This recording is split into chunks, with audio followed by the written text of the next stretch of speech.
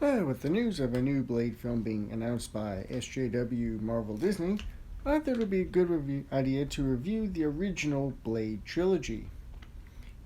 In an abridged form, at least.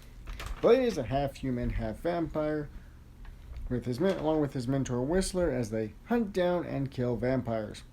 Also, Blade wants revenge on Deacon Frost, the vampire who turned his mother into a vampire and also gave him his powers.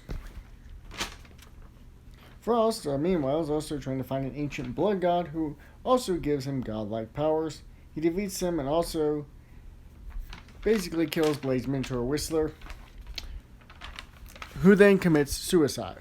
Now, this leads up into the events of Blade 2, where Blade is back and is in Moscow hunting vampires, and he finds his mentor Whistler. They head back to New York, and Whistler gets to meet Daryl Dixon himself, Norman Reedus, at their headquarters. Vampire commanders burst in. With a little bit of convincing, they're able to get Blade to come meet them in Mexico, where he meets with the elder vampire who has created a genetically modified version of the vampires called Reapers. They fight the Reapers.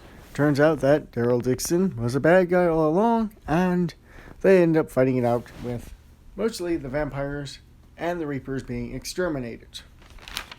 This will then set up into the final Blade film, which was Blade Trinity. Now, Blade Trinity wasn't too bad. It had Deadpool in it, but Blade is hunting vampires, and it turns out he accidentally kills a human who is disguised as a vampire. This leads to the FBI hunting down and capturing them, since Whistler doesn't want any of their information being taken over by the government. He basically blows himself up and is instantly killed off. Meanwhile, at the beginning of the movie, the vampires find an ancient god, or in this case, Drake or Dracula.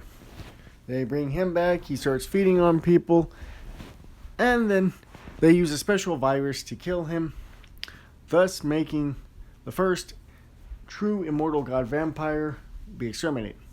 A special post-end credit scene showed the FBI preparing to do an autopsy on Drake's body, as he had disguised himself as Blade after he died, leaving a gift, and Blade basically continuing his fight against the vampires. They also brought in the Night Stalkers, which was kind of interesting feature since they had their own little limited comic run, as well as Blade with the Night Stalkers. But that is the Blade trilogy in an abridged format. I hope you enjoyed this episode of Horroween.